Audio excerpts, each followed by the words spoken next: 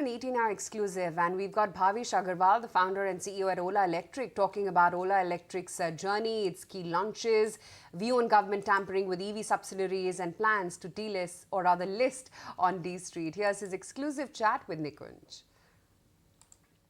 2 years ago, we launched our first product, the S1 Pro, which has had tremendous success in the market. Just in 2 years, we've gotten to 40% plus market share in the EV two-wheeler segment. And yesterday, we announced what we call the whole S1 lineup across all price points in scooters. So now we believe that there is no more excuse in scooters for any customer to buy ICE. It is time for ending ICE age in the scooter segment. But Bhavish, the entire EV scooter space or the two-wheeler space was off to a great start. It was neat of the hour. It was also a unique appeal, which in a sense the millennium was getting, and especially the eco-friendly millennial. But now, given that there is a bit of a reversal in terms of the duty advantage, especially because of flames, what is happening to the affordability and this entire price-sensitive market like India, where, you know, this entire environment appeal is great, but ultimately it comes down to Sasta Sundar Tikau. Yeah. See, Nikunj, I think that's very important. India is a market where price is very important, and not just low price, but great value for price, right? And that's where our focus on yesterday's announcement was. If you see, we started with a premium scooter product, which is the S1 Pro. And yesterday, we announced a whole range of products at different price points, starting from 80,000 rupees going up to 1.5 lakh rupees. So now we have a portfolio starting from absolutely at the entry level of scooters, equivalent to the ICE price point, and going up to 1.5 lakh rupees, which is our premium product, which is frankly the best scooter money can buy. And we believe with this kind of a pricing, consumers will find EVs fundamentally better than ICE vehicles, because not just is the upfront price now equal to ICE for our EVs, but also using an EV is so much more cheaper than using petrol vehicles or ICE vehicles. Because petrol rates only go in one direction, whereas electricity is much more accessible and cheap, and the EV vehicles are much more efficient. So the running cost of an EV vehicle is roughly 1/10 or lower than a petrol vehicle. And now, if you buy an Ola EV, every month you save 2,500-3,000 rupees. So in a year you save about 30,000 rupees. So it's buying an Ola EV or buying frankly any EV. Not that there are many at this price point. But buying an Ola EV actually allows you to do better for the planet, but most importantly, do better for yourselves and for your wallet. And I believe, Nikunj, to your earlier point on legacy players, right? Now, they might comment on the sidelines that EVs are not the future or that EVs are not price competitive. Yesterday, we have changed that.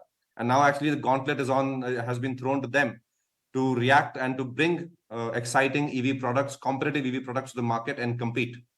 Because it is quite clear that ICE is over in scooters. And what we also did yesterday, Nikunj, is we showed our scooter portfolio, but we also painted a vision and a roadmap for our motorcycle segment. So we are actually moving the game from scooters into motorcycles for the next couple of years. The fact that the FAME subsidy has been discontinued, is that indirectly good news for Ola? Because you are a market leader, and typically when the subsidies are reduced, the market leader always tends to gain much more in terms of market share and dominance.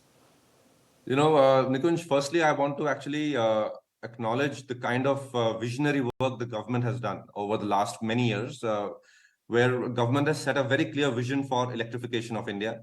Government has set up a very, very enabling policy and incentive environment.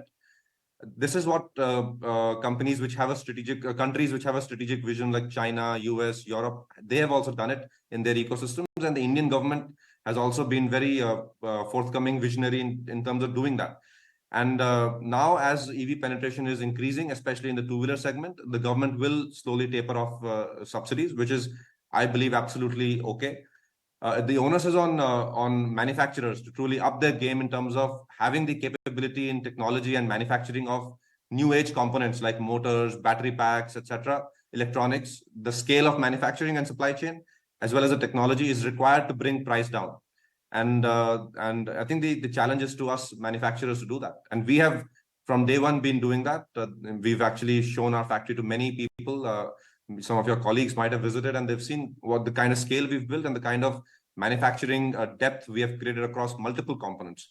And that's what's allowing us to bring price down and offer consumers a whole suite of options at different price points. You mentioned something very important, and this is a delight for consumers, which is that directionally you managed to bring the prices down.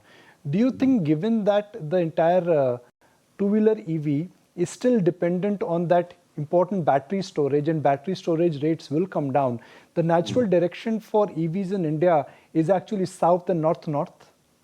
Absolutely. And if you look at India's, even before India, the biggest cost component in EVs is the cell. And the cell today is all imported from different parts of the world. We buy from Korea. And cell is almost 1/3 of the cost of the EV. In some cases, 40% also is the cell.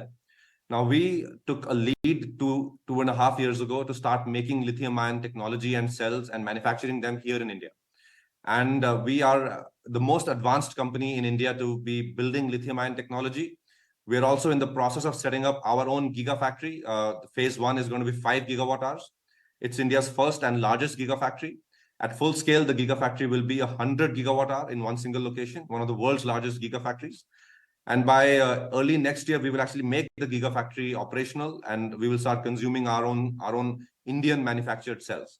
And that's going to be a very important initiative to reduce cost further, but not just cost, make sure we are self-reliant on our energy requirements.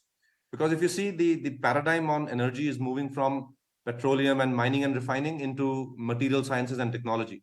So we in India need to build our own strength and capability and technology to build into this future paradigm on energy storage. Can I safely assume that Ola Electric will only go public when you are ready to report profits, not before that? So Nikunj, I will not comment on that specifically, but like I said, whenever we decide to go to public markets, and like I said, our business model has evolved very well, faster than I expected. So logically, we will also come to market sooner than we had originally thought. We will have a very good set of financial numbers also to show the market.